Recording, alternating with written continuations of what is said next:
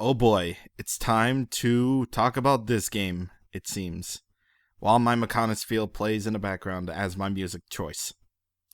Hello there, everybody, and welcome back to another edition of Platinum Impressions, in which, you listen to me talking about games for the longest time possible, no matter how long I rant about them, whether it be 45 minutes like Xenoblade, or at the very least 20, compared to Shovel Knight, which I messed up on that terribly. I may have to redo that at some point. Anywho, today we are going to be talking about Pokemon Go, the biggest app ever in terms of, mobile sales, the biggest app that everyone's been talking about, everyone's doing memes of.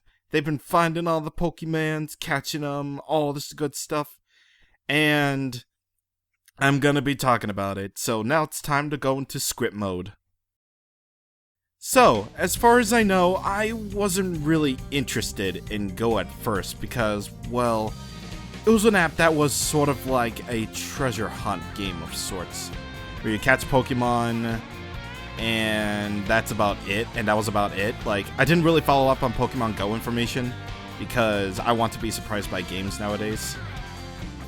And Pokemon Go just seems sort of like a scavenger hunt type game, like, those really cheap games that, companies give out for a quick buck. But when the time finally came for it to be rolled out to the US of A, and I dare say I pretty much ate my own words because I immediately downloaded that thing and got it. And the next day, my Pokemon Go journey began on that day. So this is what Go's all about. You're a trainer that you make, by the way, because trainer customs are amazing.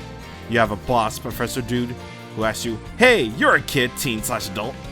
Go outside and see the world and catch Pokemon."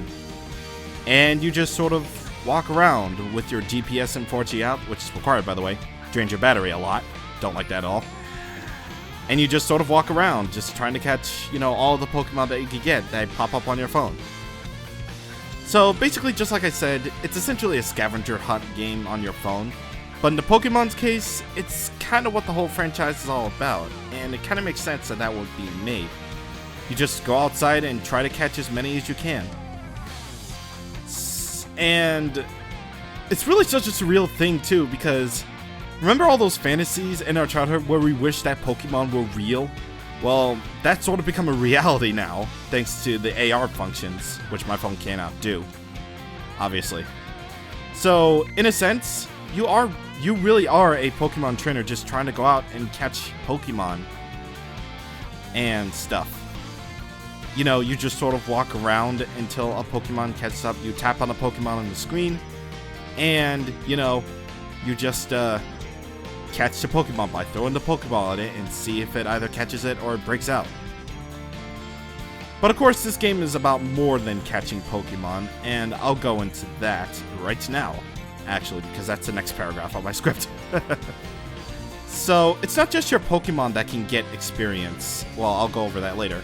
Your trainer gets experience from catching Pokemon, evolving them, and checking out the Pokestops, which, according to the game, are landmarks with which you can get items like potions, eggs, and most importantly, Pokeballs for catching them. Needless to say, if you're in the neighborhood, then there is no way in hell you would be able to get any Pokestops. I live in a neighborhood where there are no Pokestops at all, except for one that is about a 20-minute walk away from here. And I don't even know how to drive yet, plus I haven't ridden my bike around in the area yet because it's been so hot. So, yeah. But anyway, your trainer gets enough experience, they level up. And once you get to level 5 and go to a gym, again, according to the game, are landmarks, you're able to choose which team you want to join. Even though I don't really think it matters, unless there's some sort of legendary bird event involving them in the near future. Although I highly doubt it, considering that, they released information that you can't actually get Articuno, Zapdos, and Moltres in the game. They are Team Mystic, which is Articuno, Team Valor, which is Moltres, and Team Instinct, which is Zapdos. And I chose Instinct because, well, not of any, obvious reasons or anything. The obvious reason being that Zapdos is the best. I'm sorry, but it's true. Then you are able to tackle the gyms in your area and try to take ownerships of said gyms. You can put Pokemon in your gym, earn Pokecoins for items and storage expansions, or at least item expansion and storage expansion for your Pokemon. All that stuff. The way I go about with Pokemon Go now, I'm not really ready to take on the gyms. Because people make their Pokemon too freaking legendary. My Pokemon are barely above 600 CP at this point, which is the power level of your Pokemon. So, yeah, just be wary whenever you go into gyms. Odds are you're going to be finding like either really strong Pokemon or Pokemon that only like very few people have gotten. Like, you could literally encounter a gym that has, Snorlax is the strongest Pokemon, Dragonite, Gyarados. Jeez. Like, yeah. Speaking of which, if you are the battling type, unlike me, the game makes you work a lot in order to make your Pokemon power up. So, here's an example. Say you want to power up your Pidgey a lot. Said Pokemon needs X amount of Pidgey candy, which you get 3 each of for every Pokemon that you get. Each Pokemon in the evolutionary line has its own set of candy. So, like, the Pidgey family gets Pidgey candy, Pikachu family gets Pikachu candy, and so on and so forth. And yeah, they get it regardless of whether or not you find, like, the Pokemon in Stage 1, Stage 2, or the final evolution. And also, and this is the dumb part, each Pokemon, in order to level up, also need Stardust. You get 100 for each specific Pokemon family you have, and it is a necessary step. And honestly, that's a bit annoying to me, like the fact that Stardust is included. Like, okay, so for example, I've caught a lot of Pidgeys in my time with Pokemon Go. In fact, Pidgey is probably like the most Pokemon I've ever gotten, aside from Rattatas, obviously, because those are the most common. And imagine needing like a lot of Stardust in order to power up your Pokemon a lot. You would also need the X amount of candies in order to level up.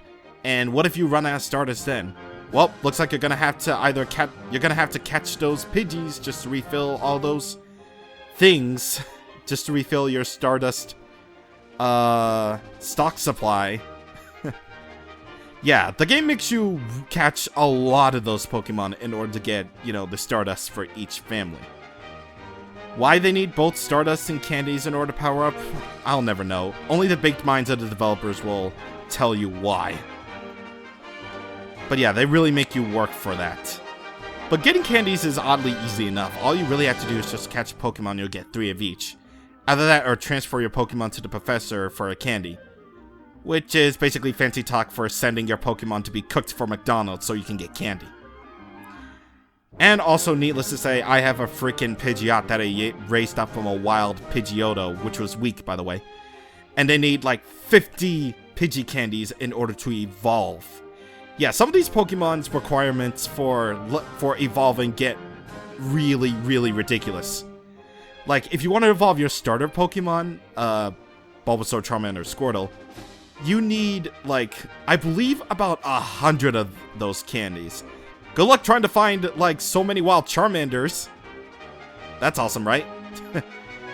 And in one instance, and I swear I'm not kidding, you need 400 candies in order to evolve Magikarp into Gyarados. Good luck trying to catch all those Magikarps. What? I only have one? Well, prepare to catch, like, 100 frickin' Magikarps, or 150 Magikarps in order to even evolve your said Magikarp. So yeah, you better put in that work, because you are going to be chugging through catching, and evolving all the same Pokemon over and over again in order to evolve everything. Which is why I have 10 EVs and a Flareon. Yeah, I don't really think, like those Pokemon that only evolve once are an issue, but god, if you're starting Pokemon, like, if you're starting to raise a Pokemon from, like, the very basic evolution, like, Pokemon that evolve twice, you are gonna have to put in that work. Unless you find some of them in the wild, in which case, well, you're a very lucky bastard. So once you're prepared enough with leveling up your Pokemon for battle, like increasing their CPs by powering up by giving them candies and the Stardust and whatnot, then you'll be ready to tackle the gyms in battle. So battles work like this. You swipe your own Pokemon in order to dodge their attacks, and you constantly tap the opposing Pokemon to chip down their HP, and you just keep on going and going until either you run or you win the entire gym. And trust me, I tried to take on a gym before, but my Fearow nearly got its ass handed to me by a Vaporeon, and I run it like a puss. Like I said, I am not prepared to tackle gyms just yet. I am not prepared one bit at all. Earlier before I mentioned eggs.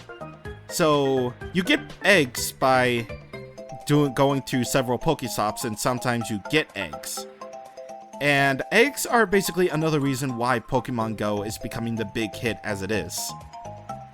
Just like in the actual games, you need to walk a lot in order to hatch them.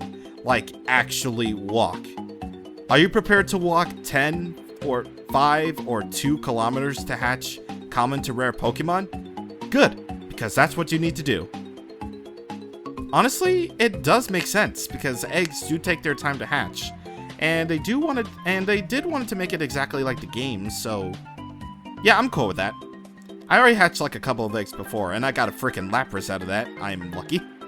For a 10-kilometer egg, and you know what? All that work will really pay off, because the 10-kilometer egg, well, I can't imagine how many miles that would take, but yeah, you gotta put in that walking work in order to even hatch those eggs. And along with everything else in Pokemon Go, eggs are also the reason why everyone's walking a lot more outside. And yes, I did do my fair share of walking during the summer, but again, I just couldn't do it this week because it was so hot. Jeez. And, you know, everyone's looking around them phones and not minding their surroundings, which needless to say caused a bit of controversy, I suppose. Like dead bodies, car crashes, etc. Kids, don't do drugs or Pokemon Go because it's bad. Okay. Yeah. And, I didn't even mention it. I didn't even mention this in my script because I am such an idiot for not doing so. But the game makes it actually really, really hard to cheat. Like, the game... Okay, so here's the thing. Say you're driving around in the car with the phone on, right? You have to go at a certain speed, which, you know, following the rules of the road, it's kind of impossible. So, if you're going at like a really, really fast speed, the walking distance for Pokemon Go won't count. Like, say you're trying to hatch like a 10-kilometer required egg, right? And you use it to drive around a car, thinking, oh yeah, this is gonna be easy. Well, no, it doesn't work like that. If you're on a boat, if you're on a speedboat, if you're on a car, if you're on a plane playing Pokemon Go, going really, really fast, I highly doubt that, you know, the thing will work because the game makes it really, really hard to cheat. So I suggest if you want to hatch your eggs in a rather sophisticated manner, I suggest going on a bike ride, honestly. Or just do regular old walking and getting exercise done. That's what I've been doing. So the game isn't without its problems, and trust me, it's got a load of problems, believe you me. Like, when everything works, Pokemon Go is a really great experience. But it's unfortunately subject to a lot of bugs. Well, it didn't really matter for me, but at launch, wow. You wouldn't believe the amount of problems. Like, sometimes the game lags so hard that it needs like a rebooting in order to get it going again. And second, it can crash a lot. It definitely did that to me within the 2 weeks of the launch.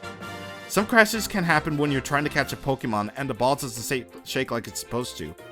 But even if it crashes at that point, you can still catch the Pokemon. And I don't know if the experience from catching the Pokemon is still obtained. Although I highly doubt it, I haven't really checked. But the Pokemon will still be captured, it's just that the game will crash.